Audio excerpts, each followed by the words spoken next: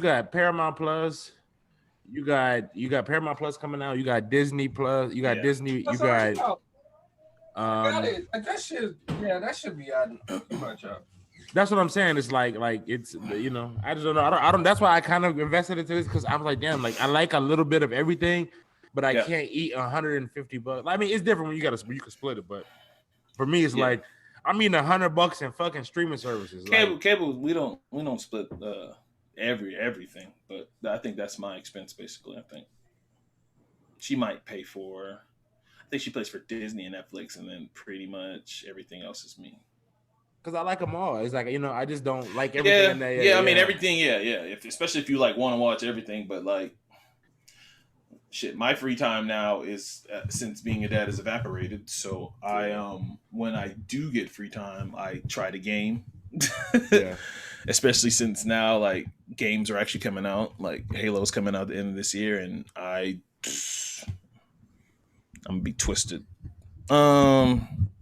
Jess. Oh, Jess is not even here yet. Damn.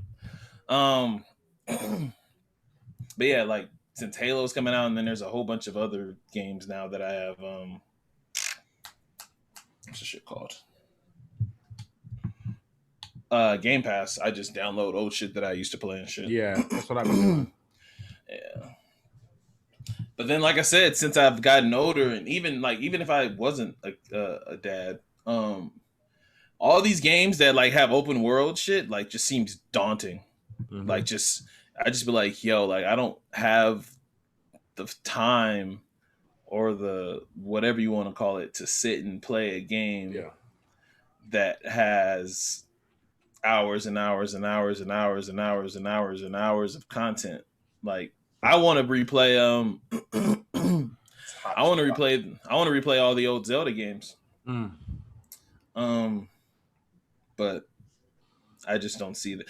In my mind, I'm like, maybe when Lennox gets older and she's into video games, I'll have more video gaming time because she'll play. Yeah. that's how my mind's thinking. So we wasn't before you get to your Ben Simmons thing, Jess. I just want to say because we were gone for 2 weeks, I didn't get to talk about my Father's Day, my very first Father's Day. You want to do it now before the pod? Yeah, I'm here. We here. I mean, I'm not saying nothing crazy. Yeah, man, I had my first Father's Day 2 weeks ago, and it was literally perfect, man. And you don't realize once you or have last week. Not 2 weeks ago, last week. It's 2 weeks ago or last week? Last week. Don't realize how much that day means to a dad, and like the recognition that I got, at least from Soulja and just like everybody in my life, was really, really good. Because like once you're so close to the sun, you really can't see that you're doing good. Because like I'm just doing what I feel like I should do, and then everybody's like, "Man, you're such a great father already. Like you're doing this, you're doing that," and I was just like, "Oh, other fathers don't do this and that and that and that." Like, no, I didn't realize I was doing something out of the ordinary. But you gotta see, it's easy for. I know most of the people I know who are dads are good dads. But the stereotype, or they say that we're not supposed to be good fathers, but like you're a great father. Like Deshaun is another person who's an outstanding father. It's like every nigga I know is in my circle. They 1,000% father. So it's inspirational. I think sometimes fathers get a bad rap because of the stereotype. I think, and this is not to knock you. You are a great father, and you seem, not even you seem, you are very happy to be a father, and you want. I try to be hands-on with a lot of stuff. Yeah, exactly. So I try to be like literally hands-on with a lot of stuff. So that's no knock to you in any way, fashion, or form, but it just seems like, the stereotype is like, oh, well, you did something. You're a good father. And it's like, no, fathers do a lot. Like they and that's the point I wanted to hit on right now, because again, this was a week ago. I don't know if y'all saw Game's comments a week ago about Father's Day. I'm not even going. Darrell, did you see these? I'm not even going to talk. So Game basically was talking about how he feels like for him with his kids, only one of his kids felt like they really appreciated him. And I just, since now I'm celebrating this holiday. Now you really see how the world pays attention to how they treat Father's Day and how they treat Mother's Day. It's like a big gap how they, again, mothers, no, I'm not, I'm just saying, why can't they both be here? But instead what? Instead of this, But I mean, and this even goes just, I think, like, I'm gonna just share some personal shit. Like recently, like, you guys know my stepdad, my pops Dorian. That's the only pops I've known. Right recently, like shout out pops. Shout out pops. Well, Sunday, like my real pops tried to reach out to me, and I ain't talked to that nigga in years, and I shot it down. I shot it down. I went into space, but this is just to say that Father's Day, like, even though it may not be as glamorized, I think it's just about, who you share it with and who's the most important to you, acknowledging it. You know what I'm saying? Like, at the end of the day, like, I think that because, like, Dorian raised me, and me and my relationship with my pops has always been like, we got close through him coaching me. Like I said, he was more like coach to me growing up than pops. It was like he coached me through everything I did. He coached me in. So that's how we built relationship and struggle. But at the same time, you know what I'm saying? Like, he raised me, you know what I'm saying? And then, like, on Father's Day, like, when my bro pops had to reach out to me, I was like, man, you're not about to take away the shine of what my pops has taught me, you know what I'm saying? It's like, whatever you're dealing with and whatever trauma you got to deal with, that's on your time. But, I appreciate the man who raised me. So, definitely, I can 100%. I definitely can understand. One thing I would like to add, like, and this is not an excuse, but I think a lot of the times it comes on to the attack because a lot of people have kids very young. They're not ready to do the settling down, not ready to maturity, and 100%. And the person that gets to go and still be free is the father. You know what I mean? The dad gets to be, while the mother does take care of the child more often than the father does. And we know in custody cases, we know in a lot of the time, majority of the time, the kid's gonna be able to be with the mother's gonna get full custody. Majority of the time, the mother's gonna be. It's hard for it. There has to be a huge reason why the mother doesn't get custody, right? So it's not even like, and that's no excuse, none at all. I tell people all the time, if you're ready to have sex, you better be ready for what comes with having sex. You know what I'm saying? But if you're not going to Jesse being a great grandpa already, like early in his life. If you're not going to do what's necessary to prevent it, you walk around with candy and condoms for younger people too. Not candy, but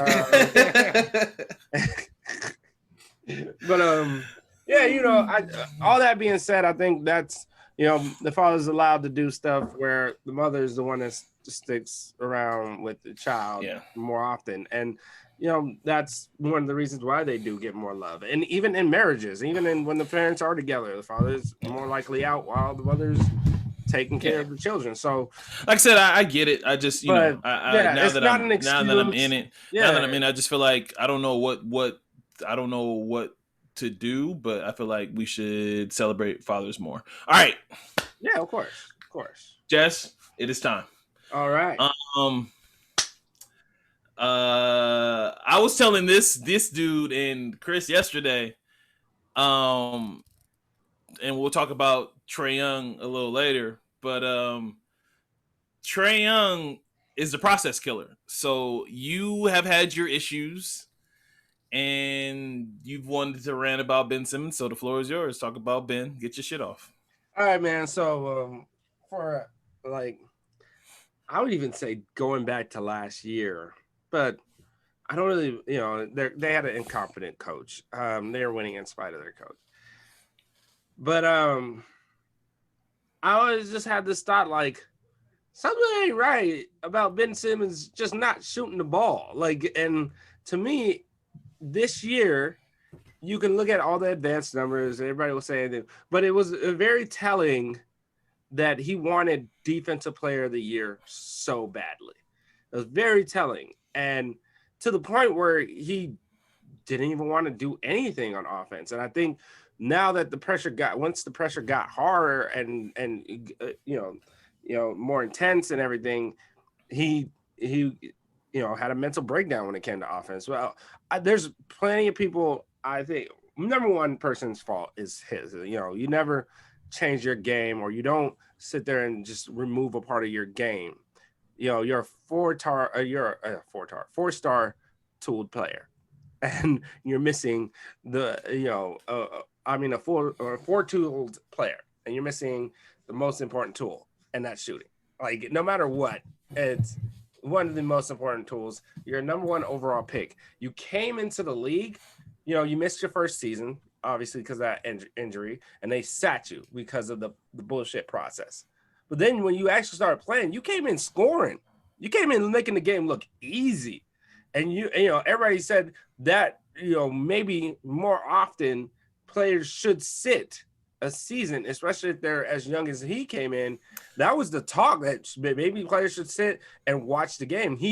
That's how it used to be. Like, players, yeah. You don't come in as a rookie and contribute. Like, now that's just now starting to happen. Like, that's not normal. No, but only the greats used to did that, like Magic and Tim Duncan, who was MVP in his fucking first season. Yeah, of course. And no, but that was like, to go back to that, it was the thought process in the sense of maybe the players get to sit for a season, or at least part of the season, watch the game, watch it, learn it. And he came in, and that was his highest scoring season. And from there on, it went down and down and down. Yeah, you could say there's a lot of issues. There's an issue where he can't really be productive with Embiid on the team. With Embiid being the one that sits in the middle, he can't be his full, potential. But to me, there's stuff that happens in this game where it's the playoffs. You know what I mean? Like, you can do all of that in the regular season. You can make all the excuses in the regular season, but you figure it out in the playoffs. Look at DeAndre Ayton. Ayton wasn't doing this great during the season. He was doing good, but now Ayton's becoming a household name in the playoffs. I don't know what CP3 told him, but he turned it on. He stepped up, and that's what it's all about. You play better when it comes to these times. You make yourself a star when it comes to these times. You show why you deserve to be where you are. And I know it's the biggest, thing people are going to say, oh, maybe he's overrated and all that. Ben Simmons is not overrated. Ben Simmons is rated correctly. He should be a superstar. He has all the skill, the ability, the talent. And to me, and this is where I'm like so surprised that Doc couldn't pull this off, but it's like I always say he's the master motivator. But I think he got so caught up. I think Ben Simmons got so caught up in the game plan of being, or the thought process, the motivation of being defensive player of the year, that he started to lack on his offensive side. But, it's surprising that Doc could not get him to do more. Like, it's just, like, everybody wants to say it happened that series. He did the same shit against the Wizards. It's just they were winning. So it didn't, like, he was doing it all season long, where he's taking 10, 11 shots, and, it just got down to now 4 or 5. Like, all of that is an issue. And to me, a lot of people will say, well, don't shoot and he'll become a better shooter. But you have to take the shots. You have to put practice. Well, here's my rebuttal to that, though, is that, Jesse, in the playoffs, they're going to want him to shoot jumpers.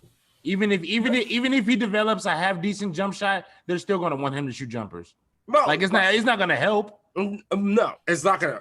It's better than doing nothing. Literally. Yeah, and also, okay. And here's another point too. This just didn't happen. Like, I looked up his 2019 stats, but when he played against the Raptors, he had in Game 7 he took 5 shots. JJ Redick had more shots than him that game. I've been saying. In Game 5 of that series, he took 5 shots again.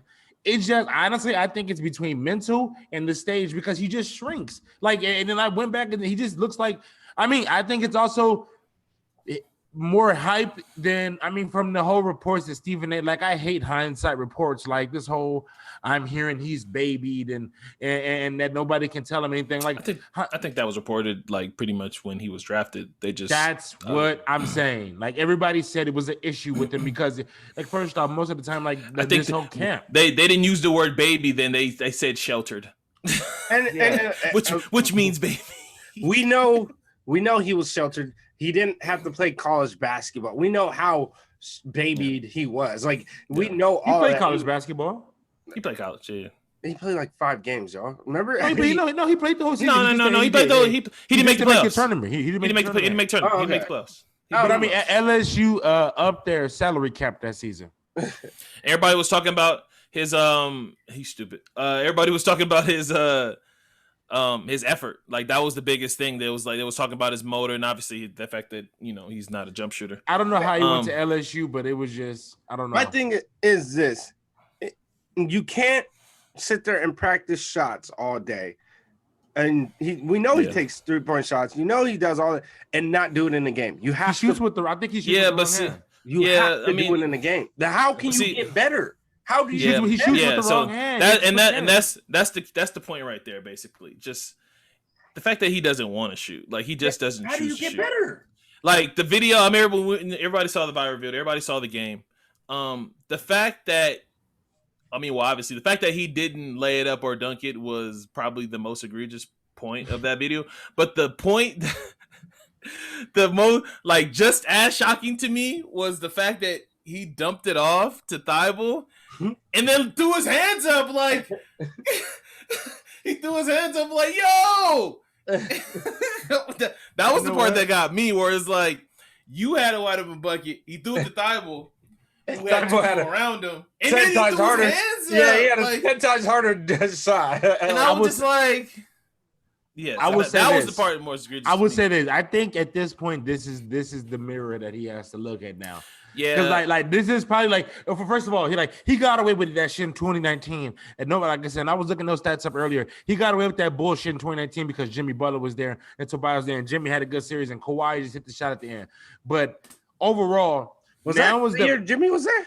Yeah, that was the year Jimmy was there. Jimmy, JJ, yeah. So now he has to look himself. That's what I mean. He's a good trade candidate because even if he starts shooting, he's still gonna be all those people on the internet. Like again, I don't pay attention to just. I love sports media, obviously, and I actually pay attention to it. Like probably not like how other people do. I know you guys do too. Like all these internet people on Twitter with whatever talking about that. Send them to China, that shit is stupid. Like he is an elite defender, right? Like he almost won Defensive Player of the Year, right? Like he's an elite basketball player. He's an elite. He's an elite. That's what I was gonna get to. Like he's an elite basketball. He's one of the best in open floor. He's one of the best 6 to 10 that can guard them 1 through 5. He's an elite passer. He has good footwork. Like we're literally just talking about, one thing that, probably 2 things that he really can't do. So like there's trade equity there. It just depends on what the Sixers want, what the Sixers get. Mm-hmm. But I subscribe to like everybody else that's been talking like he has to leave Philly. I think that's obviously the writing's on the wall. I told Chris, shout out to Chris and Rail this yesterday. If there was ever a player like Ben Simmons that needs to get his head on straight, because that's basically what we're talking about here. He's not upstairs. He needs to fix upstairs before we worry about anything else of his game. Up here, he needs to build confidence. He needs to build confidence. Upstairs needs to be fixed. And to my mind, there's 3 franchises where he can go to where they will. This probably, I don't know if this is a good or bad thing, shelter him, protect him from the media, and say, hey, this is our guy. We're going to put our arms around him, and there won't be viral videos of him shooting, like all that shit. So these 3 teams are Toronto, in my mind, San Antonio, and Miami. I don't like Miami. All these teams, again, no. I'm not saying that he should go. I'm not saying these teams he should go, like all these. I think 2 of those teams he should go to, but I think those 3 teams you can go and rehabilitate whatever form of. Oh, and I think the Warriors is on that list too because Steph and Clay, like you won't need to do anything on like you won't. I was telling Rail this yesterday, Jess, that like if he goes and play like you don't need him to shoot when you have Steph and Clay. You got to figure. You would have to figure out the offense between him and Draymond, like which will be a little sticky. But if you have Steph is his own offense on his own. If you got Clay out there, you can make some shit.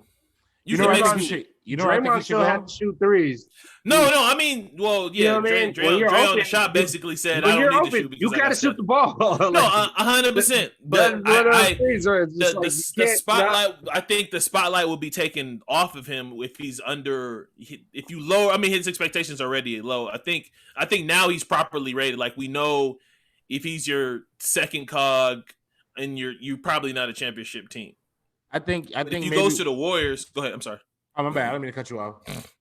I think if he goes to the Warriors, that kind of brotherhood and culture, and having Steph and Clay and especially Draymond around him, the clutch factor right there, I think they will keep all his struggles internal. Draymond. Yeah, no. I think it would be a Wiggins. I think it'd be a Wig trade. But the whole thing is, who the fuck wants to take on Wiggins and have him be your third best player on your team? I'm not. I think Wiggins makes the fucking Sixers a whole lot better. I think one of the issues is that they didn't have enough shooting. Wiggins shot 36% from three. Again, that was with Steph. I get it. He's not doing that when he's not doing that. He's not doing that with Joel Embiid.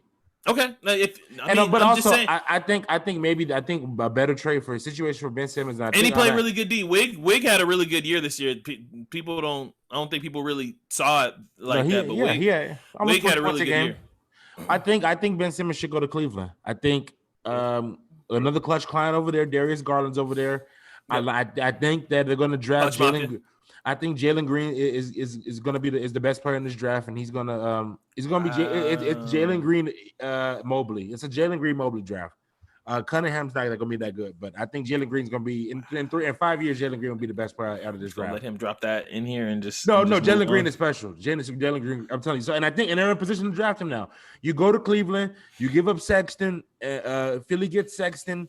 You go to Cleveland and you start off with Garland, Okoro, and honestly, another thing I think Ben Simmons, I think his true position is center. If he never shoots, I think you can't have another big on the fucking court. Yeah, they're just two centers that he won't be able to guard, and that's Joel Embiid and Joker. I think he's a point forward. Yeah. He still needs the ball, because if he doesn't have the ball, he's not really doing anything for you on offense. Well, to get back to what we were talking, like just in the sense of, I don't really like. I feel like there's a lot of people's fault in this. Number one, that he is sheltered. Number two, that the viral videos of him shooting threes, celebrating when he hit a Sports Center and House of Highlights always like that shit. They always glorify that shit. And they put Star Wars music and shit when he makes a three. Like again, like I get it because he doesn't shoot, but like that doesn't help. Again, and it shouldn't matter because noise. If you're a professional athlete, noise is noise. So. But those sites, they do that shit to where it's like, damn, I was like, if you're a millennial like Simmons is, which I know he is, and he's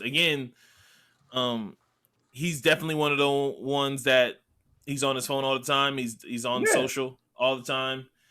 He's on Twitch all the time, so he's gaming all the time, so he hears and sees all this shit. So like, I think most importantly for him, he needs to disconnect, whatever that means. I already heard that soon as after his exit interviews, he hopped on. I don't know if this was a good idea. He hopped on a private plane and went straight to LA and disconnected. That's what the report was. LA. I said the nigga should have went to an island. That's what I was like. The nigga should have found an island. Disconnect. LA is not no disconnect. He should have found an island. Should have went back home. He should have went back to Australia. And then he's not playing for Australian national team. Supposedly, like I said, he should though. There's a lot of things that I feel like contributed to this, where it's like you guys as a team didn't encourage him to shoot the ball or be more aggressive on offense. You celebrate. Remember when he hit a three in the preseason last year, and everybody started doing crazy? Yeah, that's what I'm saying. And it just and you could tell in that video because Joel Embiid jumped up to him and tried to body jump, and he's like. He doesn't. You can see in his face that he doesn't want that attention on. Yeah, when he he's embarrassed. But at the same time, that's gonna happen when you just don't shoot. I just think. Yeah. Remember, it was the same way. Remember when Markelle Fultz used to take jumpers in games, and every time he took jumpers in games, it went viral and stuff. Yeah. And then I also think this is a tribute to how nothing goes on in Orlando. that he just kept on taking jumpers. He just kept on taking jumpers to the point where you don't see the videos anymore. And then like his shot still doesn't look great, but like they're no longer, It's better. It's better, but like they're not. You don't see them anymore on social anymore because I think Orlando is probably the wasteland of the NBA right now. Brown thinks the same thing. I also think that he found he actually shoots. Like even if it's mid range, he finds a way to shoot the ball. He found where his game works, and so he shoots. And that's my thing. Where but like I'm just saying that it was the same thing with Markelle Fultz. My thing, even when it comes to like his being afraid to shoot free throws, right? As Doc Rivers, you got to tell him, hey, the more free throws you shoot, the more you get used to the situation, the more you get comfortable in the situation. Shaq wasn't a great free throw shooter. He wasn't comfortable at the line. There's always rumors about how he went 90% in practice shooting free throws, but you cannot get better if you don't do it. You get worse. Like you can't. I can't sit there. It's like working out. All right, I'm weaker with my right arm.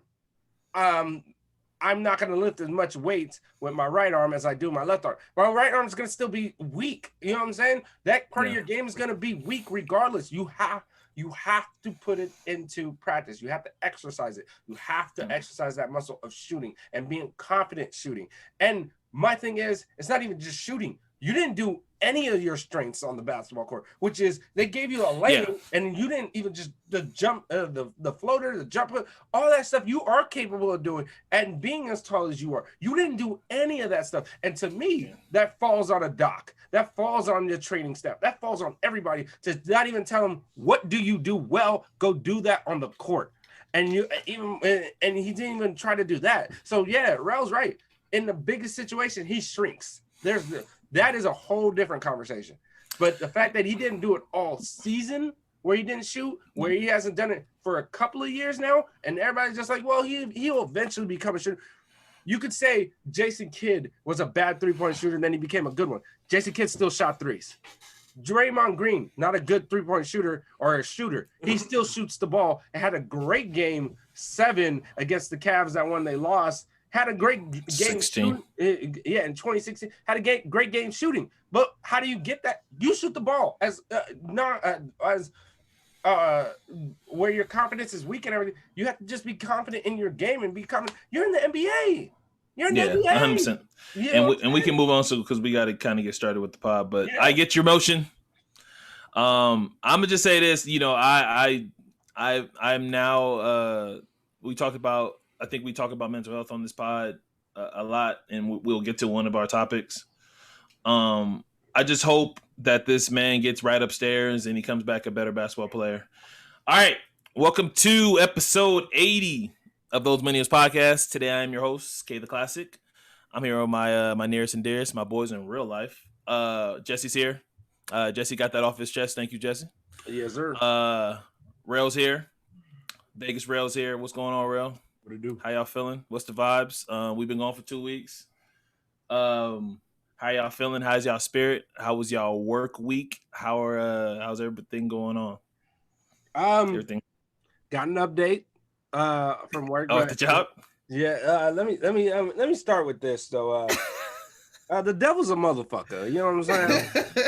Okay. And I say that in the sense of like, when you're doing good or you're doing right, and something good's about to come, like huge, the devil starts to see you doing that and then wants to take you down. That's one of those, or at least put you in a bad mood so you could sabotage yourself.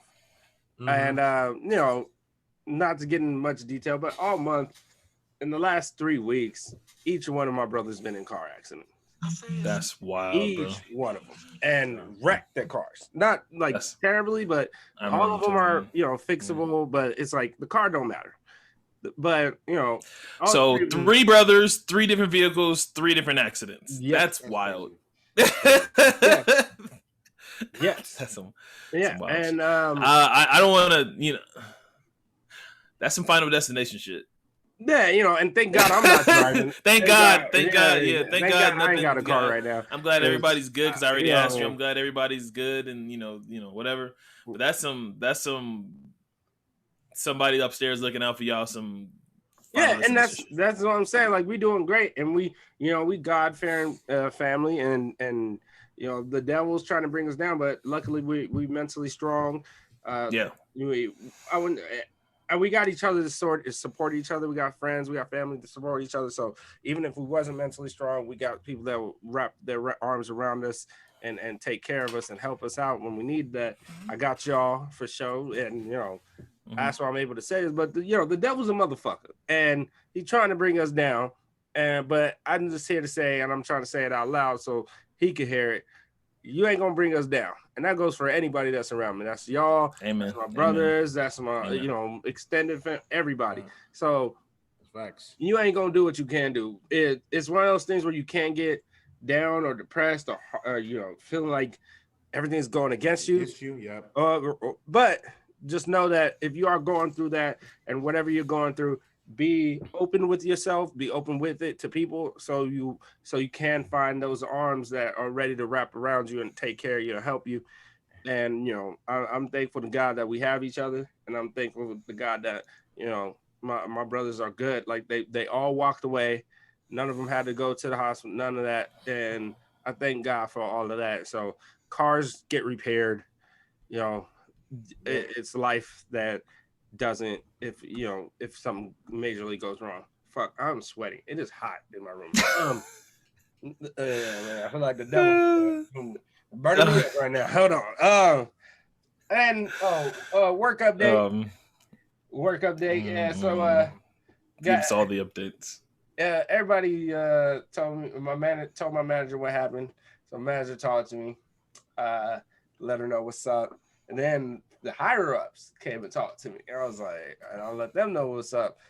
And I really told the truth. Like, look, if she don't want to respect me, I ain't gonna respect her. So it may be a problem on the floor, but just know that I ain't gonna bring it until she brings it, and I'm gonna let her know what's up. And trust me, I'm looking for that moment. And so they promptly decided to remove her from my job. They let her go. Wow. She's higher than you and they moved her? Wow. Exactly. That's what you call it. Hey, you call that pull. We call that pull in the biz. Pull. Man, that's something I didn't, I wasn't looking for that. Wasn't trying for that. I don't want, she didn't lose her job. She got transferred to a different store. But different store, yeah. But she lost her position too. Damn. So she's sometimes it's just Jesse had pull that Scandia too though, so I shouldn't be surprised. It was just the spirit. It was just like God find your battles for you, so you ain't got to deal with that demon no more at work. That's like it's hard to deal with a demon at work, bro. Like it's hard when there's a demon at work. Like when somebody's just always off, like it's like nigga, we here to work. Yeah, but not for you though. That's good shit though. Yeah, it is. And I'm not. It's interesting because I'm not the person that tries to take from anybody's mouth. No, I don't really give a fuck. Like by the time they talk to me, I let it go. You know what I mean? No, I can swallow a lot when it comes to certain motherfuckers. Like you can know, we can draw a line. Never start the podcast. Go ahead. I was helping you out. I was looking up for you. I don't think like that anymore, Kev. I was using the phrase. I'm sorry, I'm an adult. I'm sorry, I'm a fucking adult. Wow. See what happens when you try to look out for your boys, shit like that. Anyway, go ahead.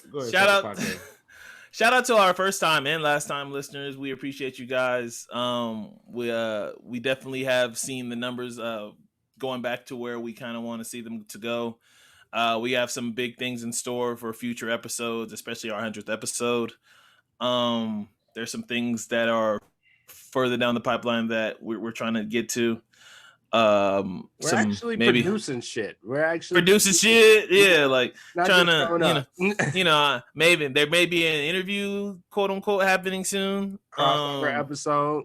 Yeah, crossover episode. There's some stuff, so just be on the lookout. We're I just show up 5 minutes before. We're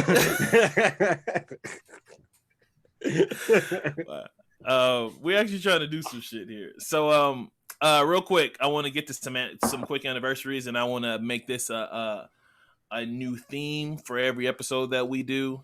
So for this one, anniversary starts with a 21-year anniversary for Country Grammar, one of my favorite albums of all time. The first album I bought with my own money. Shout out to Nelly. Shout out. I used to call myself Saint Lunatic from California back in the day. Yeah, that album brings back a whole lot of memories from shout out Murph Lee. Shout out Murph Dirk. That album brings back very, very, very fond memories for me. Murphy Lee wrote that whole album, bro. Huh? Murphy Lee wrote that whole album. It's probably key one. But okay, so and then the reason why I'm wearing this shirt right here, we got a 25 year anniversary for the N64. So shout out to the N64, my favorite gaming system of all time. You know, obviously the amount of man hours I played ain't better than the PS2 though. Yeah, it is. Because it was easier to play with 4 people. You could just plug up. It was better than the way better, man. Don't get me started on. I'll give you way that. better, man. I'll give you that. Way better, man. You could just play Smash. You could just hop on, play Smash Bros with your boys. Yeah. Play some No Mercy or WrestleMania 2000 on that joint. Mm-hmm. Play Mario Kart, man. If you ain't never like, I'm gonna be real. I'm keep it all the way a buck with y'all. I'm a sore loser in Mario Kart. I don't lose that often, but when I do, I will throw the controller. That's cap. I will throw the controller. I'm not a sore loser. I own a 64 still, and occasionally me and my girl will play. I'm gonna be real. I win about 90% of the time, but that 10%. No, I definitely win 90% of the time. Big cap Kev, huh? I win 90% of the time. But when I do lose, I'm not happy. I don't know what it is. I don't know what it is about that game that just. Kev, I bet you I'll get you in it. Can we get some? Can I get on those sticks when I come back over? You don't want it. You don't want it. Can I get on those sticks when I come over? I got 4 controllers. You don't want it. All right. You don't want it. All right. So, all right, we're gonna get to the meat now. Paul, Jessie, you're gonna contribute. There you go. Thank you. See, look at. Look, I'm an adult. There's no need to do that no more. There was no need for that one, but he wanted to feel included, so I'm gonna give him his flowers for being an asshole. Yesterday. Oh, I forgot what day to tell. We're recording this. So we're recording this on a Sunday. I believe it's June 27th. An afternoon. Before the BET Awards, so we won't talk about anything on there. And before Game 3 of Bucks and Hawks. Yeah. Game 3? Okay, I'm just making sure it's the right game. So yesterday, Saturday, we had a good one. We've been talking about the Verzuz pretty extensively on this podcast, and we had a epic one yesterday between Soulja Man and Bow Wow. Man, what a show. What a performance by both. And me and Rel actually watched it together. So that made it more enjoyable. Jess was too faded to actually remember to watch it, so he's just gonna piggyback. Well, he caught some highlights. He's gonna piggyback off of what me and Rel felt in the vibe. So Rel, let's start off with you. Verzuz. Was this the best Verzuz so far? I personally think this is the best Verzuz since Gucci Mane and Jeezy. I like the Babyface and Teddy Riley once they got their sound right, because I like the origin of it, because they were still doing it on Instagram Live. You know what I'm saying? Like they were still trying their best, and those were legends. But this right here, just the jokes, the comedic portion of it, and this is literally the MySpace era. Like if you did not have you want to talk about a millennial Verzuz, this was our Verzuz. I remember having Out of My System on my profile for you know what I'm saying? It just everything. It just took me back to that time. Not to cut you off, but everybody at BHS, shout out to the listeners that went to BHS with me. I had speaking of MySpace, that was my on my MySpace page when I was going through a certain breakup with certain somebody. Yeah. But yeah, go continue. My bet. No, I feel you. No, T-Pain. That just honestly, I'll be honest with you. Out of my system takes me back to one point in time where I was sitting in the car too, and it was raining. You know, so you know, just sitting in the car raining. I was just sitting in the car rain. It was pouring raining, and I was just playing out of my system. But but I mean, the overall battle. You be going through it. You be going through it, real. Go continue though. You know, I just realized life is better when a woman's not in my life. Okay. All right. But you know, overall, I just think that I just think, you know, the Soulja Boy won it just because he's more relevant. He's more relevant. He's more influential on music. How can you not say that? Big Cap. He was the first rapper on the internet. Real. He was the first rapper on the internet. Real. You're not gonna sit here and tell me that Soulja Boy was the first.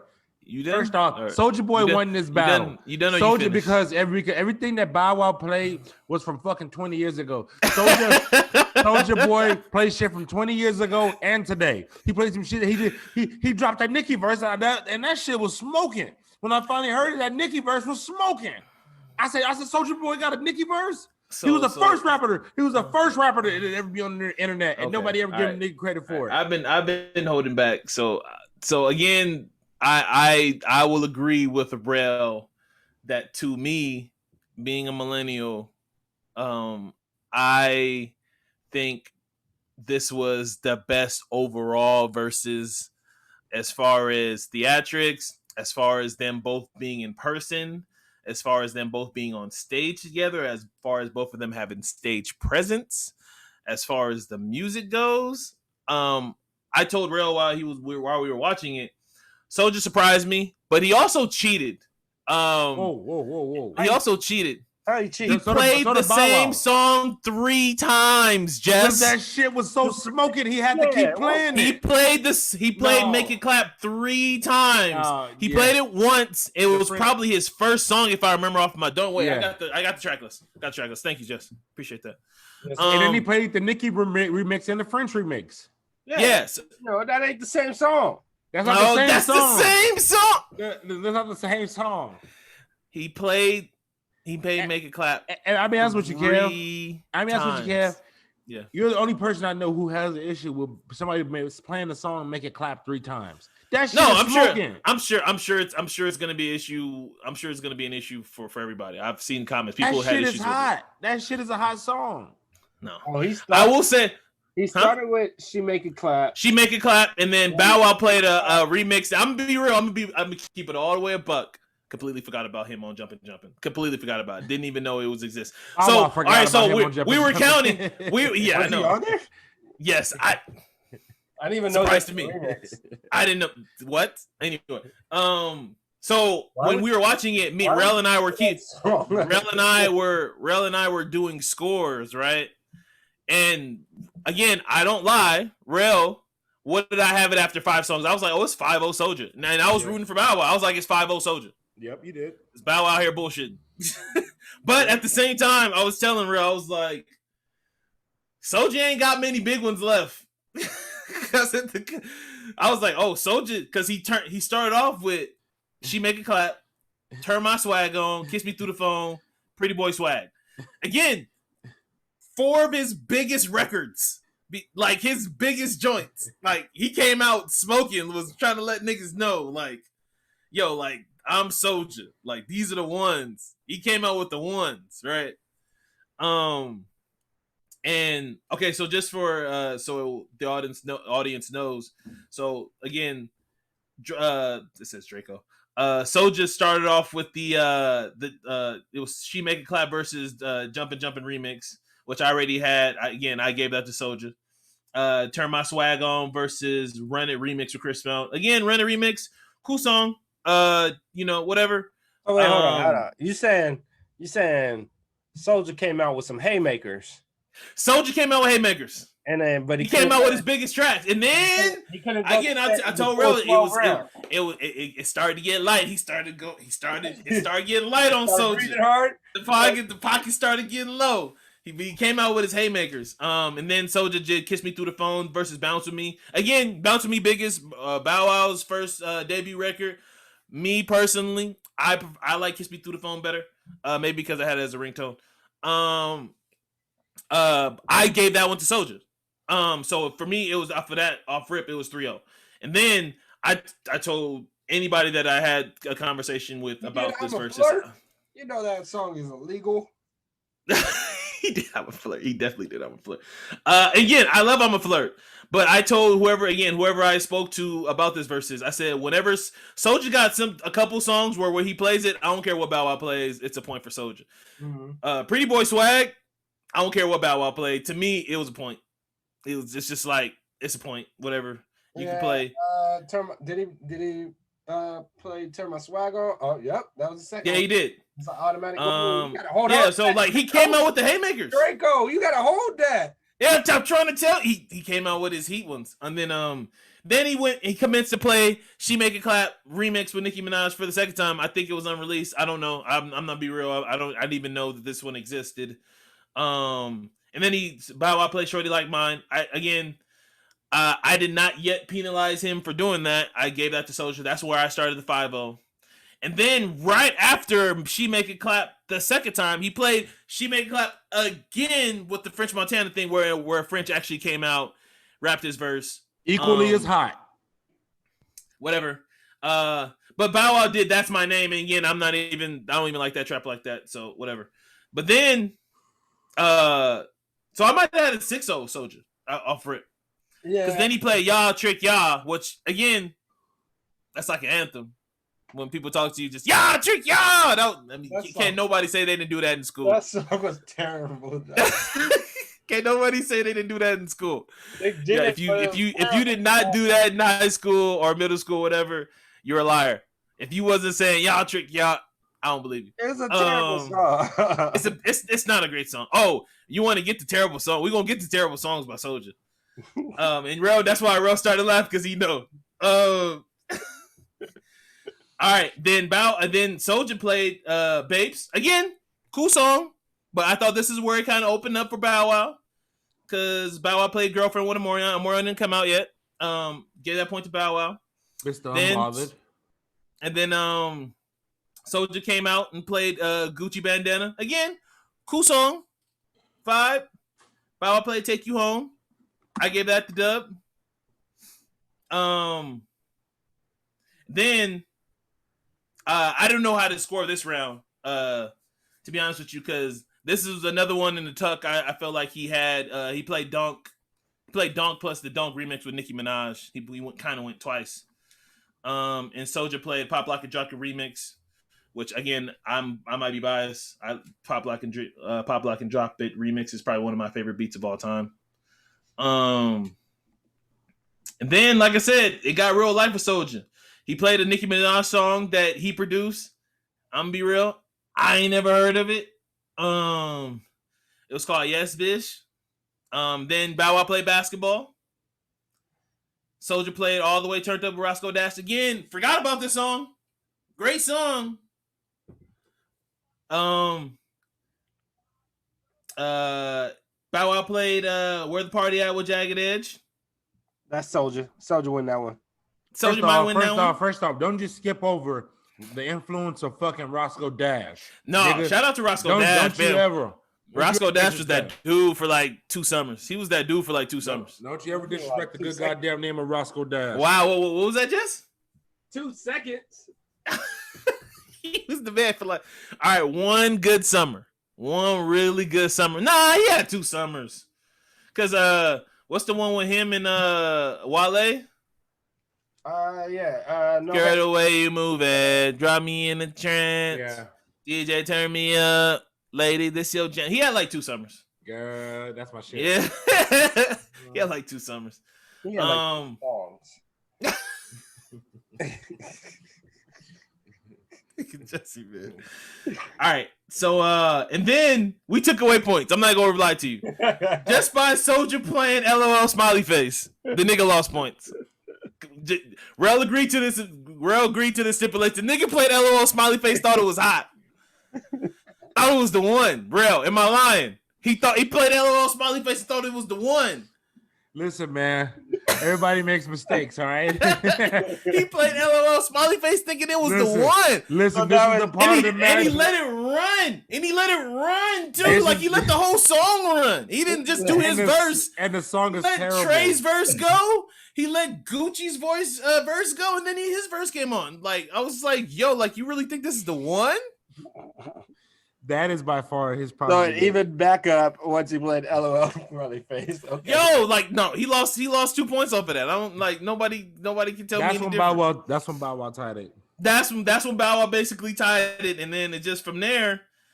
I don't even know what Let Me Get Him is. I'm gonna be real. I don't know what that is. But then Bow Wow went up 2 points because he played I Think They Like Me remix with the Franchise Boy. Wait, first JD came out. I think it was one of the members of the Franchise Boys. I'm not even gonna lie, I don't even know who it was. The Brat came out, and it was probably again Bow Wow. It's probably his second.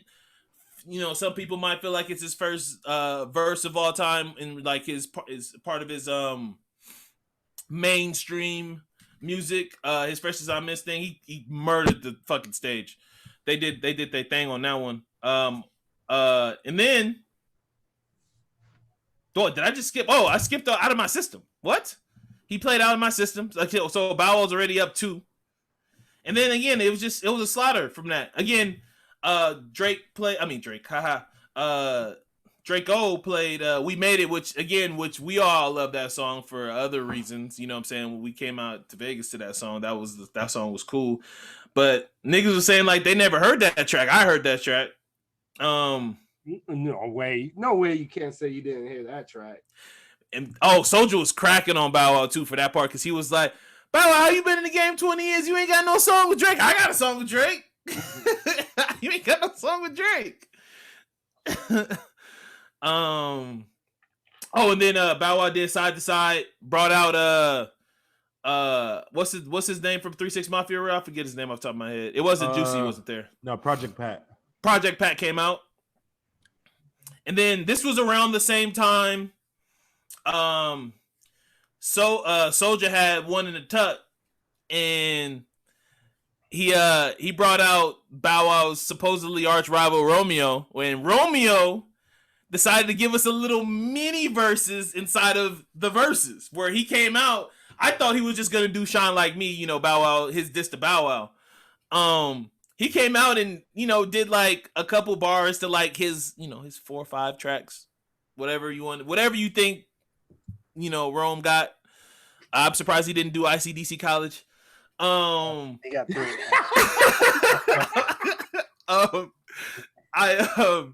He did little mini verses. Hey, that shit was smoking though. That nigga, that 16 he did for ICDC College was a hot 16, nigga. Don't you knock that? Nigga, don't you knock that check, nigga. I'm surprised he didn't do the ICDC College a couple bars for that shit. But he came out and did little mini verses. He came out and said some real poignant shit on stage, like the industry put them together, which they did. Who pitted these niggas against each other? Everybody put these niggas together. It wasn't. No, Romeo didn't have enough songs to pit against Bow Wow. No, I'm with you, but the industry definitely put these guys against each other. I don't know how you don't.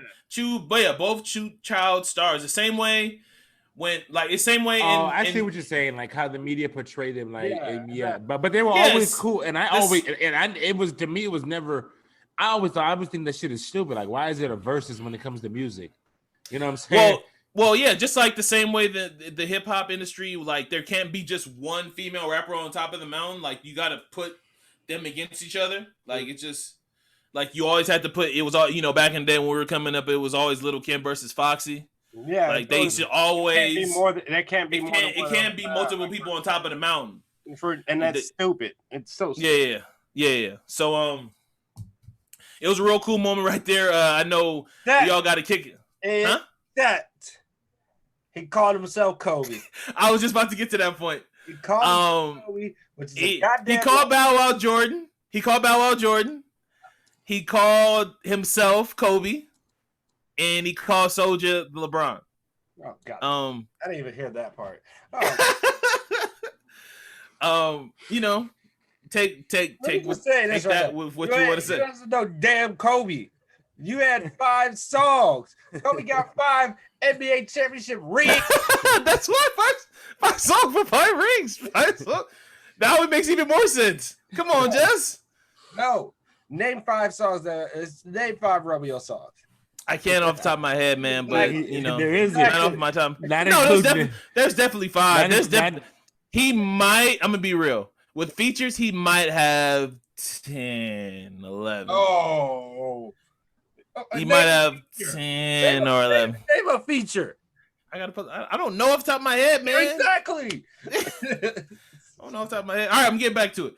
All right, so then after Soulja had his moment with Romeo, and they all dapped up and they shook out. Bow Wow hit him with the haymaker again with Fresh as I'm is probably arguably my favorite Bow Wow song. His probably best verse and bars to where niggas that even fuck with Bow Wow was like, okay, he got off on this song. Like, this is the one. Like, he actually got off. Yeah, probably JD wrote it. Shit, probably. What wasn't Bow Wow on death row? Yeah. He was death row when he was young. Though. Really young. And then this was towards the end. The Brat probably that one. This was towards the end. Soulja hit him with his biggest haymaker. Played Crank That. Rail got video of me doing the Crank That dance. I was telling people that I'm gonna be real. I'm gonna keep it real in the pod. Because I'm probably pretty much the only one that keeps it real here. Rail definitely does, and I think Jessie gives 75% of truth now. I'm not a coordinated nigga. I'm a big dude. I never consider myself a really good dancer. I can 2-step really well. So all these dances that like came up when I came up, I was always saddened that I wasn't able to do them. I could do a couple of them. Like, again, all the 2-step ones, I got those. I can't stank your leg. I can't. I'm getting my shit off. Let me get my shit off. I can't stank your leg. I can't chick your head. I can't. Why does anybody want to? I'm saying this was the stuff that came up that these niggas was doing, bro. Like, why does anybody want to do these dances? Like, I don't understand. Like, who randomly wants to do this? Like, why do you want to randomly just want to do the dance? I felt like I was not included. There's no reason to do the snake leg. Like, I felt like I was not included. I couldn't jerk. I couldn't reject. I could barely do the chicken noodle soup. Could you do clown dance? I could do the old dance. If you told me to do the Cabbage Patch and Tootsie Roll back in the day, just before our time, Tootsie Roll, I could do those. Were you crumping? Though? I could crump. I could do that too. But I was actually pretty good at doing this at the Crank That dance. I'm not even going for it. I was actually pretty solid. Oh my god!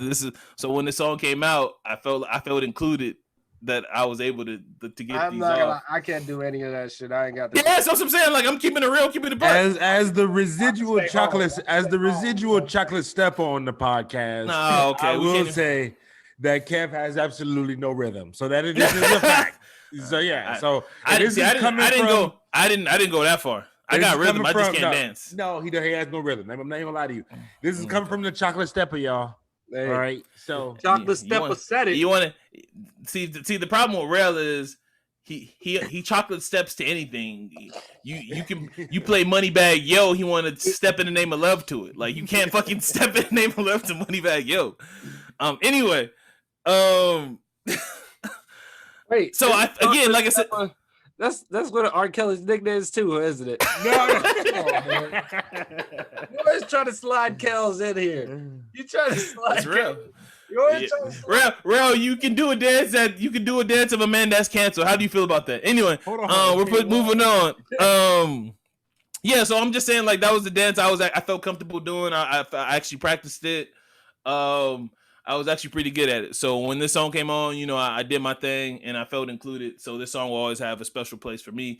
Soulja, I felt like a lot of people in the comment section. Soulja initially came out with sunglasses and he didn't have the Sharpie or whiteout Soulja Boy name written in between the glasses. But when that song came on, he switched them on and put those on, so it was only right. You know, he made sure he had the look for the song. So I was happy, and he did that right. And then Bow Wow wasn't playing. Bow Wow did it. Bow Wow did it. He went right into. All right, I think this is probably his biggest song. I think Like You is probably his biggest song. What do you guys think? I think now it's his biggest song. Like You was here. Yeah. I think that's his biggest song. Because more, yeah. So he played Like You. I'm sorry. He played Let Me Hold You Down, and Amorion came out, and Amorion helped him play. Thank God Amorion was on that track because that song is fucking terrible. Stop it. He played he didn't play none of. He didn't play any of those crossover songs that he did with Amari. Oh man, don't hate on that album. But he played "Let Me Hold You Down," the viral song. I don't need to hate on the album if he don't play any of the songs. He knew the album was trash. Nah, Bow Wow could have went for 30, man. I'm gonna keep it buck with you. Anyway, he played 17. That. Amorion, Mr. Unbothered himself came out. You know what I'm saying? And then he did Like You with Amorion singing next side by side for him. And then they ended Amorion album featuring Amorion. And then they did Marco Polo, and that was the Verzuz, song. Man. Yeah, terrible song. I'm not a great song. I'm not gonna lie to you. Marco Polo. It shows he did one more song. Oh, he did Fresh. Oh, okay, never mind. Yeah, he played. They ended with Marco Polo. Romeo did his hit. He did his hit. You know, Romeo the one. You know, so Romeo and Ray J be perfect for a Verzuz, bro. Man, yeah, I told you we need prelims. So yeah, just for off the. How enhanced was it to have a crowd out there and performing for a crowd? I tell you this, at least for me, I was singing and dancing. Did it make it so better? much that I pretty much wasn't paying attention because I was lit. I was up. I was up when Crank That was on. I was up when Bow Wow played Like You. I was already up and singing. That was already a vibe for myself. I'm gonna keep it real with you. You and your I thought this was the best verse as far as appearances, surprise appearances, as far as music, as far as the banter that you just have to watch it. I didn't want to have to explain every little back and forth that Bow Wow and Soulja had together because it was a lot. Damn near for like the first 7 songs they was having back and forth talking about, talking shit to each other. It was really good, man. They said they was going to have one for the ages, and I feel like they did. But Jess, I want to ask you a question. Mm-hmm. Rel already knows because I asked him yesterday. Now that we had this versus, and all these artists are now getting the flowers that they deserve, who do you think is a good matchup for JD? I don't know. Dr. Dre. Who he should like in the class he should be considered. He should be considered with the Dre. He should be considered with a Kanye. He should be considered with a exactly what I said yesterday. Is that what you said yesterday? Yeah, that's what I said yesterday, Kevin. He should be. No, that's not what you said. Yeah, Kevin. I said he should be. No. I said the best matchup was Dr. Dre for Jermaine I don't Dupri. think that's the best matchup. That's not the best matchup. No, so this is what I proposed to him.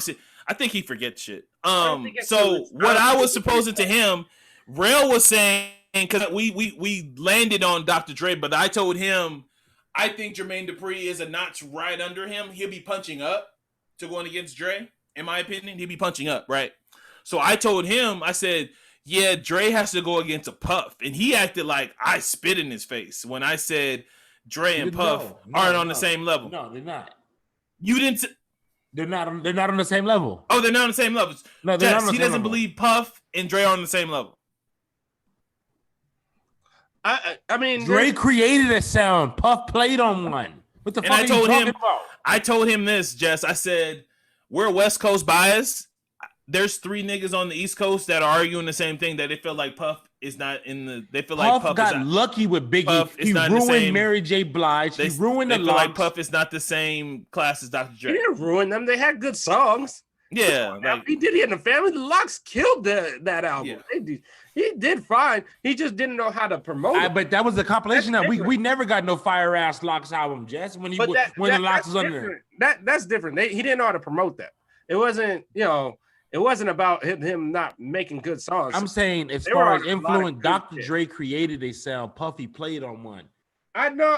Here's my thing is because Jermaine Dupri and Puffy, like, I don't know if you remember, but last year during the whole pandemic when it first was popping off with the Verzuz, and they were like, oh, and it was like Jermaine Dupri was like, I'll go up against Diddy, and they started talking to each other, and Diddy was like, and Jermaine Dupri was like, you gotta be honest though, like, are we playing tracks that you produced alone, or are we saying that anything? And Diddy's like, if I breathed on it, I made the track, right? So it's one of those things where it's like, what are we considering Diddy produced songs? Because you could say, like, yes, he's produced Mariah Carey songs.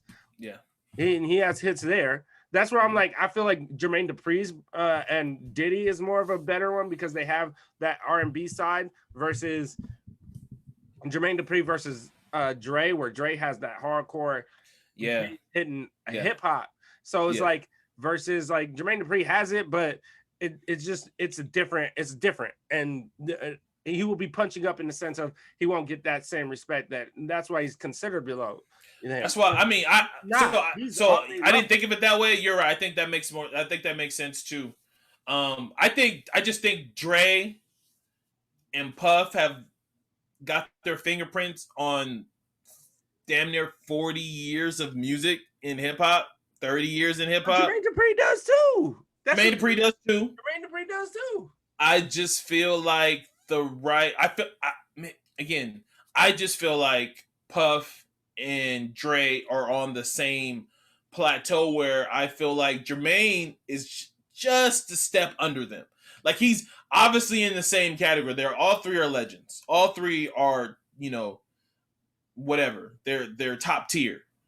But I just feel like Puff and Jermaine Dupri probably has this stake. He's the them of Atlanta, where Dre got the West Coast and Puff got New York. So he's the them of Atlanta for sure. Mm-hmm. He's the OG of Atlanta.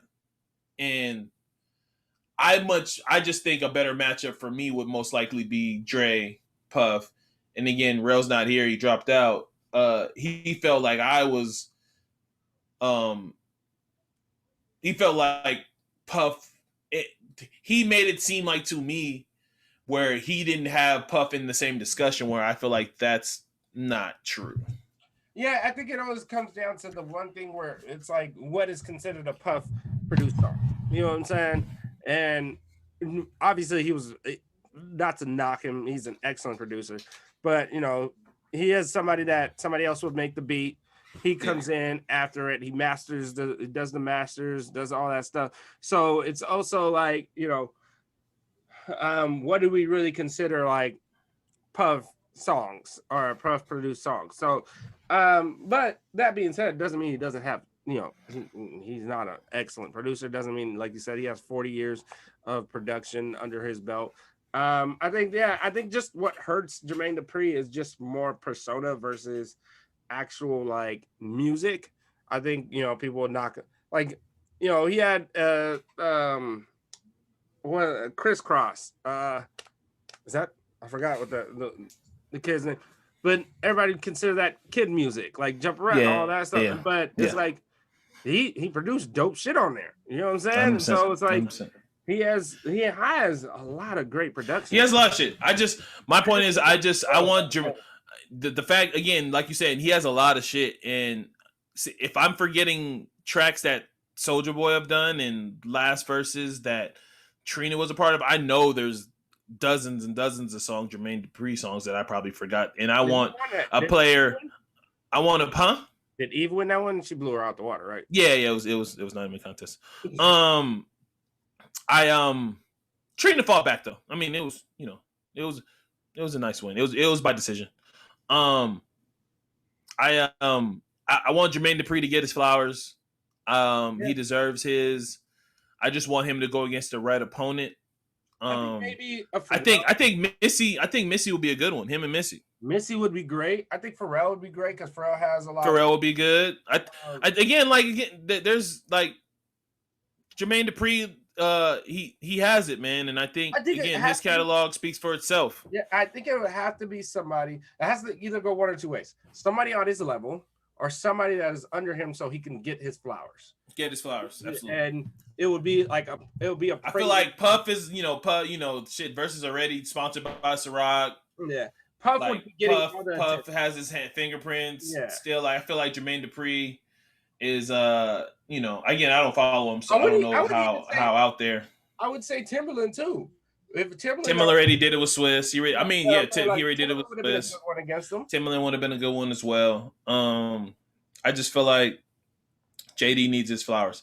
All right, I kind of want to move on, but Rel's not here. Hopefully, he's able to join back for this conversation. Because we're kind of running already long, so I want to kind of hit this stuff and kind of go on. So I hinted towards mental health earlier and talk about people having struggles upstairs. It's been a lot of that in sports media of lately with Naomi Osaka, coming out and expressing to tennis and the higher up of tennis that she has anxiety, and just go back and check it out. Check out her thing if you don't know what I'm talking about. But she pulled out from the French Open and then the U.S. Open, basically saying she's going to take a year and try to get her mind right. And shout out to her for that, because the stuff that athletes go through today, like we don't know what people will go through. Like, again, I take mental health serious now that I pay attention to it more, which I probably should have been anyway. But shout out to her for being a pioneer. Go ahead. I'm sorry. Not to knock her in any way, fashion, or form. I can just only imagine what the Williams sisters had to go through. Yeah, 100%. Yeah, that 100%. And shout out to Serena being one of the first ones to come out and say she supports her and she loves her and she appreciates her for taking the stance that she did. I don't know if you watched the Shop new episode with Tom Brady recently, Jess.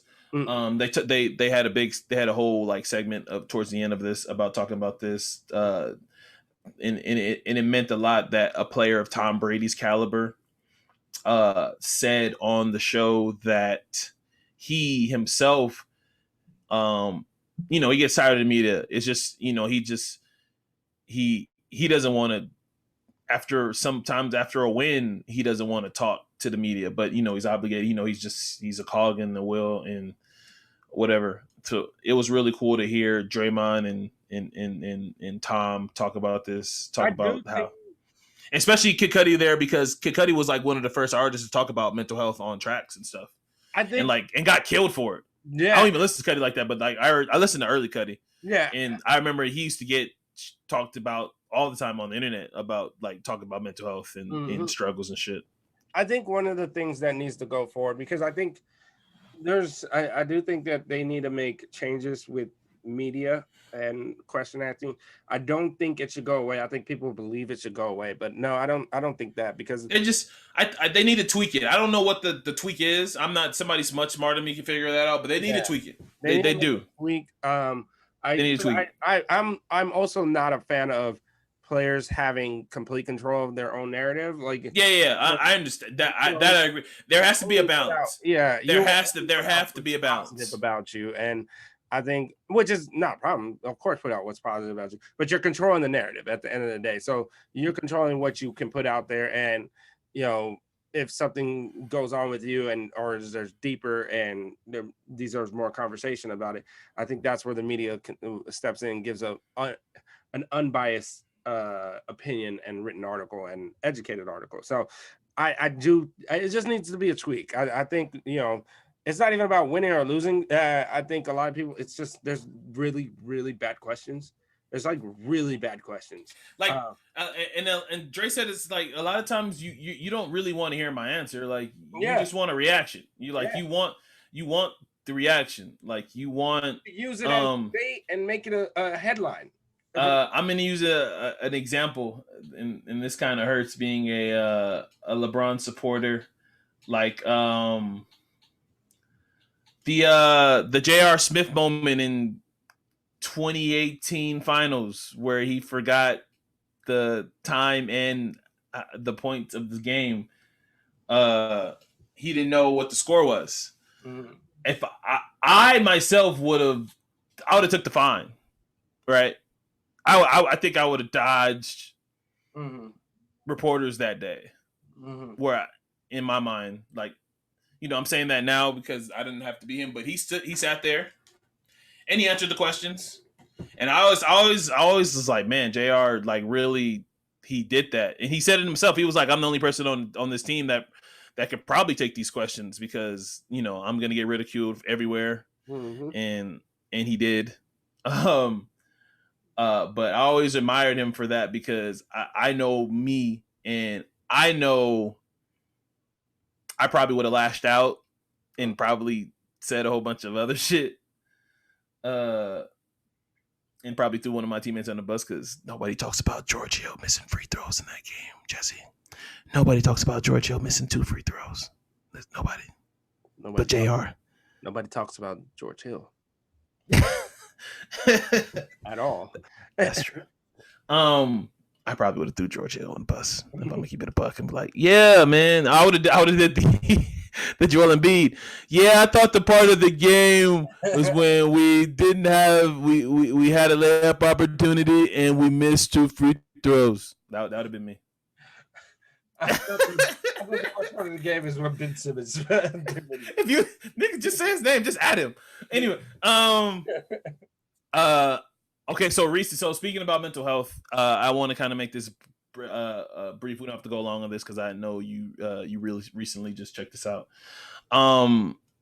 T-Pain came out last week for a Netflix documentary that escapes my brain right now. The name of this Netflix documentary, so I apologize. He came out and said that he was on a private plane. He was on a plane with Usher, first class. Somebody, one of the stewardess, I believe, told T-Pain, "Hey, Usher wants to talk to you." He said, "Oh, great." He goes to Ush. He's chopping up. He say, "Yo, what's up, Ush?" And Ush just decides to tell him, "Hey, man, you fucked up music, kinda, basically." And T-Pain's like, "What?" He's like, "Yeah, you kind of fucked it up. You fucked up music for the people that really sing." And T-Pain, if you know anything about T-Pain, while he's now in my mind he's a very personable person. It's called This Is Pop. This Is Pop. He said that those words from Usher put him in a 4-year depression. And for me, I take that very seriously. While I think both parties are wrong with this, I think it's important that he decided to highlight this and come out and say it, because I don't like that he did it publicly. But I do acknowledge that he you should want to get some of this off your chest. And I'm gonna check out obviously it went around the internet for a minute because everybody retweeted it and posted it, and obviously I expect this documentary to do numbers just off of that alone. But yeah, Jess, we can talk about what did you think about Usher's statement to T-Pain? Was he right? Do you think he has a point, or do you think Usher was just being an asshole, an ass? I'll say this. At that time, I wasn't a huge fan of autotune either. Mm-hmm. So I can't. Nah. Hey. I can't really, Good riddance. Right. I can't really say that he was right in that situation. I think the way he approached it to first and foremost, just to have him come to you on a plane to tell him something like that's fucked up. How he went about it is fucked up. It sucks. It's it even goes deeper than that. He said Usher telling him that, but also he talks about how then Jay-Z drops the verse on I forgot what song it was, but how he's talking bad on autotune, about autotune, and that's what I was just saying. Death autotune. This is anti-autotune. Yeah, death of the ringtone. This ain't for This ain't for sing-alongs. Yeah. So that song's on a bad album, so nobody hears it. Anyway, continue. All of those things. All of those things can be. It's fucked up. You don't think about it in those situations. I enjoyed that. I love Death to Autotune. I love that it was a knock on autotune because I don't think it was a knock to T-Pain because T-Pain was great using it. He was great with it. I think the problem more or less was others started to use it, and we still hear it till today, and people using it. Usher uses autotune though. He just doesn't use it the way T-Pain uses it. I think. Usher said this. He said, "You made it. You fucked up the game for real singers." So it's like real singers, and that is true. Nowadays, we don't. How many people can we say really can sing? And it's like one of those things where it's like, well, if you ask Trick Daddy, he doesn't think Beyonce can sing, so just move on. I just want to throw that out there. Just skip. I noticed I didn't bring that up in the pod until now, so we're just gonna skip right over that and act like that wasn't even a thing. I'll just say it sucks that was that's what happened. And mental health, and we gotta be careful what we say to people. We gotta be careful how we tell people things. That's it right there. That's it right there. And how it affects them. And it sucks because T-Pain, like I said, was great at it. It was the others that were bad with it. It was everybody taking it and using it. Like Lil Wayne using autotune. He didn't need autotune. He had a unique voice already. And on Lollipop, he's sitting there using it. I think that was Jay-Z's. Young Moonlight, baby, just she's so sweet. Make me wanna lick the rapper. I've heard that song forever. Continue. So, it's one of those things. I mean, Kanye was using autotune. Autotune. So it's like one of those things. It became a device that people used. It became a crutch for people. While for T-Pain, that was his style. That was his song. Yeah. And now everybody else is copying it, and it's unfortunate. It's very unfortunate that happened, and that sucks. I feel bad in the sense of like, that shouldn't. There was a question of like, what happened to T-Pain? And he just like dropped off. He disappeared. Now we know like why he ducked out for those 4 years. Like it's wild, right? Like now we know why he. I looked at was just T-Pain gone. T-Pain was born in '85, so he's like the same age as J. Cole. And for him to no longer be making music, or he still produces and stuff, but for him to fall off like makes music here and there. Yeah, I think he has a big Twitch following too, so I think he's straight. Yeah, and for him to fall off of that, I'm glad he's able to make a transition to something else, but. It's like he's still very young. He could still be very much in his career, and where he was going, he could have been. I don't know if he'd still be on top of the game, but he had a great following. So yeah, absolutely. It just sucks that that's how it ended. Rail, you back? Rail? No. Okay. All right. Well, we can move on to that and get to our plus minus segment. All right, so obviously, plus minus just how it sounds for those who are new to pod.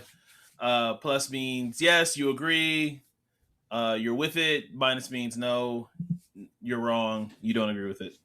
All right, so starting off with the hot topic that was going around the sports media talking show heads, show shit. I'm gonna ask you, Jesse. Plus or minus? Is Trey Young a superstar now? Yes, he's a superstar.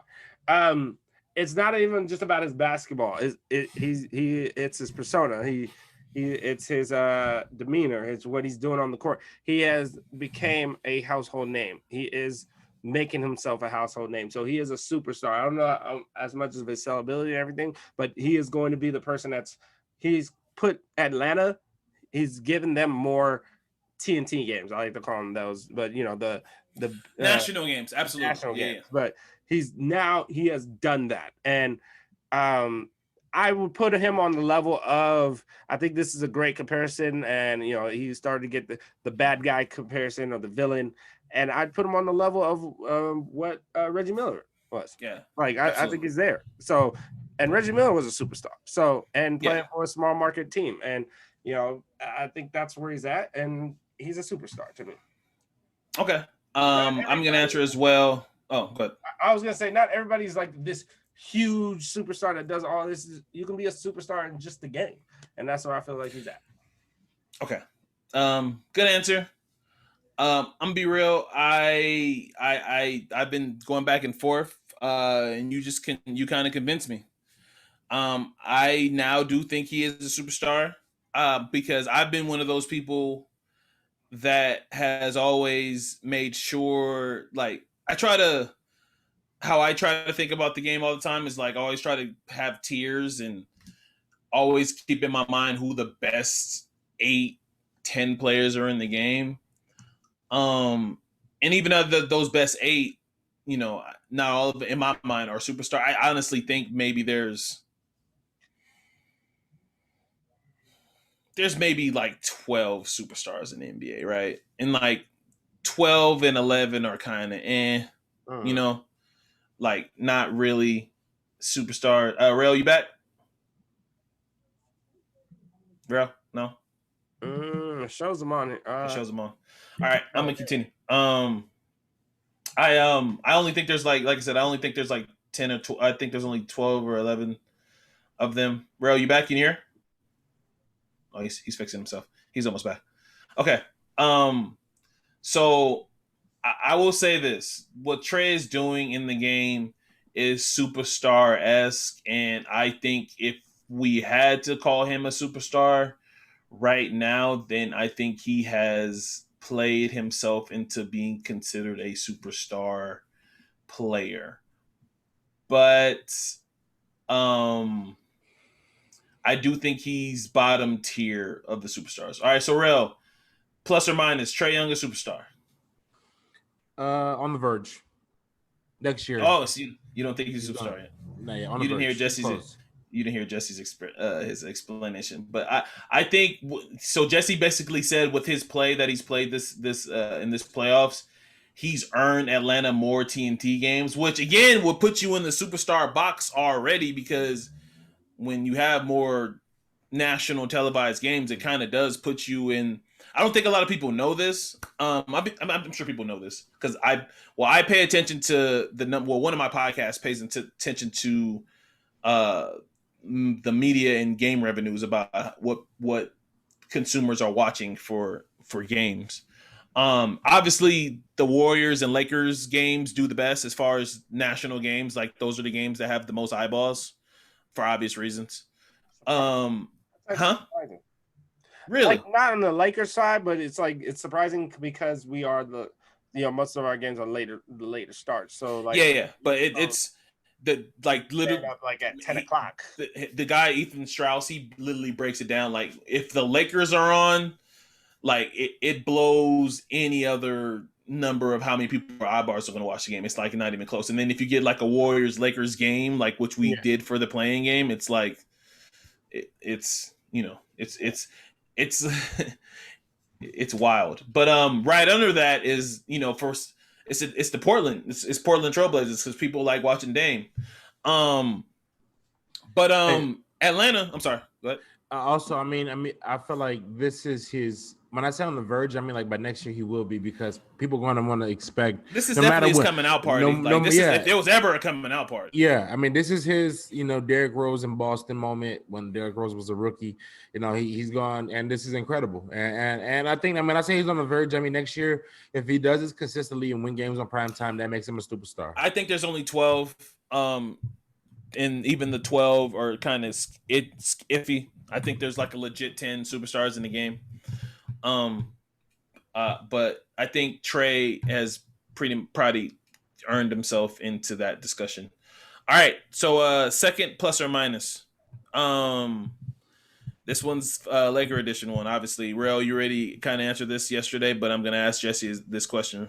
Jesse, you ready? Jess? No? Yeah, I bet. Okay, cool. All right, plus or minus.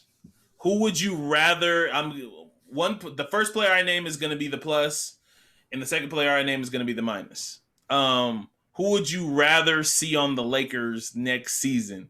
Plus DeMar DeRozan, minus Russell Westbrook. I don't know.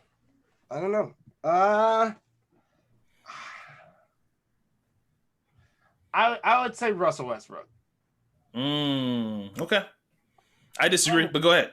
No, I the right answer is DeMar DeRozan, but I would say Russell Westbrook because I don't see Russell Westbrook taking a backseat to anybody. We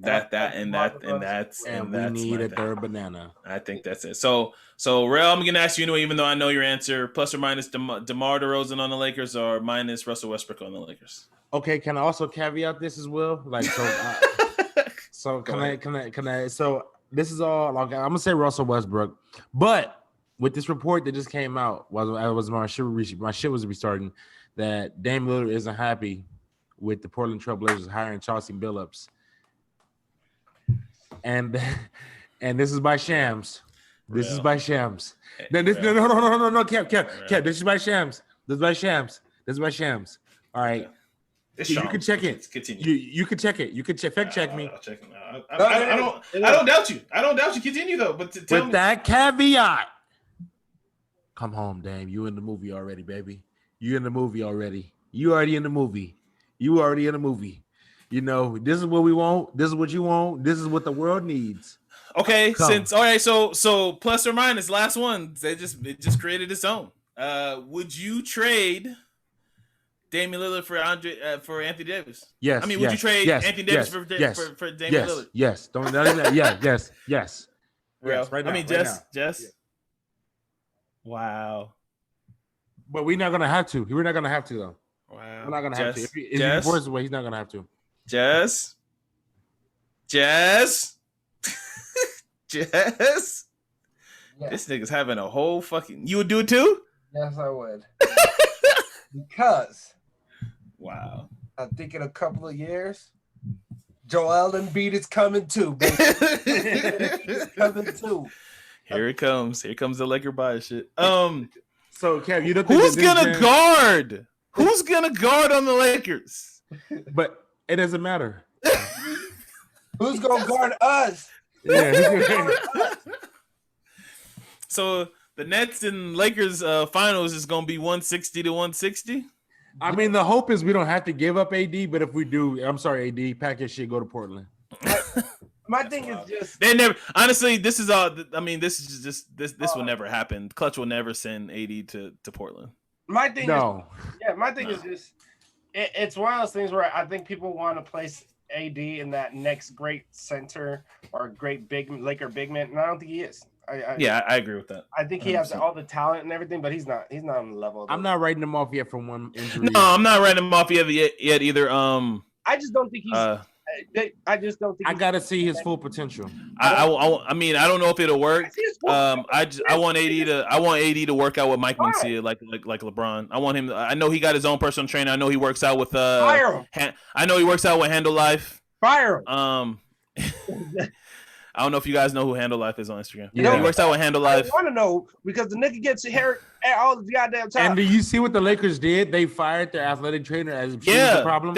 They should hire. I don't know if you saw. I follow Dwayne Wade's old trainer. He The fought. Huh?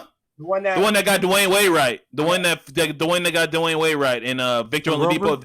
The one that got Victor Oladipo paid for his season, where Victor Oladipo like turned into a mini superstar. Mm-hmm. He's helped a lot of players. He came out and basically campaigned for the Laker job, basically. Yeah. So all right. I think we can wrap there. Do you guys have anything that you guys kind of want to hit on before we get out of here?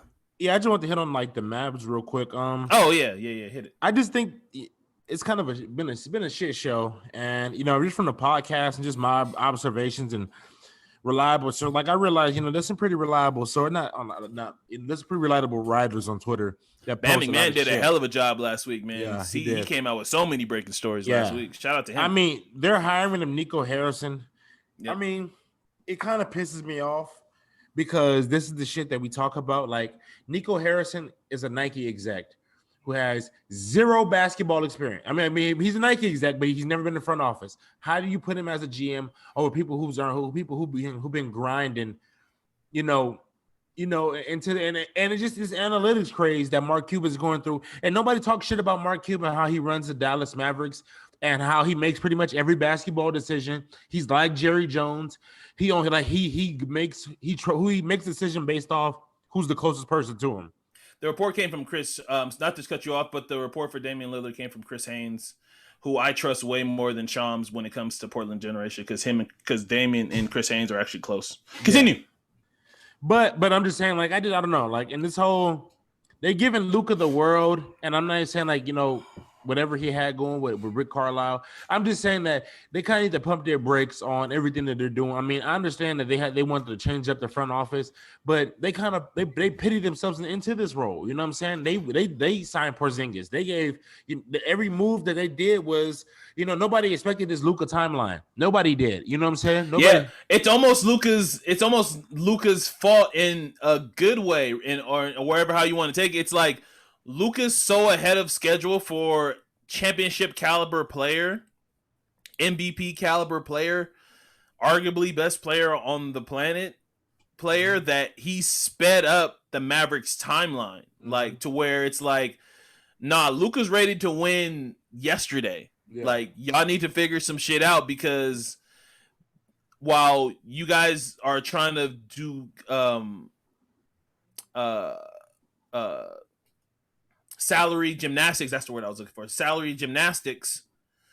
Luka's ready to win now, and if you have any part of salary flexibility that you need to figure out, you need to get him a second guy. And I think plenty of players will want to go play Luka Doncic. And I just think where I was getting to, KP doesn't look like the second fiddle. He doesn't look like the third fiddle, in my opinion. He's getting paid way too much. They just need to package him with a pick, kind of like what Boston did with Kemba, and kind of figure it out, and just, maybe see they what should they go can get Kemba. Tim, I don't. They can't work together. But who really will work perfect for him is Buddy Hield. You left on Buddy out there. Love Buddy Hield. You love Buddy Hield. My thing is just, it's like, name beyond the Porzingis. I just think Buddy just needs to get out of Sacramento. Go ahead. What has Dallas really done too? Even like before they even had Tim Hardaway balled out, but they messed up big on this Josh Richardson, Seth Curry trade. Like, they fucked up. No, imagine Seth. I mean, their defense probably would. I mean, Josh Richardson barely played, so it probably wouldn't have been that bad. But Seth Curry fucking Luka would have been lethal. But Seth Curry was the. They had it last year. It's not gonna work. I know, but Seth Curry, what we saw with the Sixers this year, because he's playing off a big. I don't know. But he stepped up. My point is, Seth Curry was the second best player on the Sixers in the playoffs, bro. Better than Tobias, way better than Ben. Well, that's because Ben doesn't want to shoot the ball. But my thing is just like they beyond, and I know it's hard to like bring people to Dallas, but beyond after that championship run, and they made a smart move to try to rebuild the team, but has he really made great moves or brought in players and really drafted well? No, they haven't. And I think that they hit gold with Luka, and they try to pair him up with Porzingis and try to have that Dirk. And they got good contracts too, though. If you want to keep it, but they like the Porzingis one is just really bad. Like the Dorian Finney-Smith one is really good. He's underpaid like a motherfucker. That's good for Dallas. Yeah, like he's really good for what Dallas are paying them. They got to figure out the Tim Hardaway thing. They got to pay Timmy.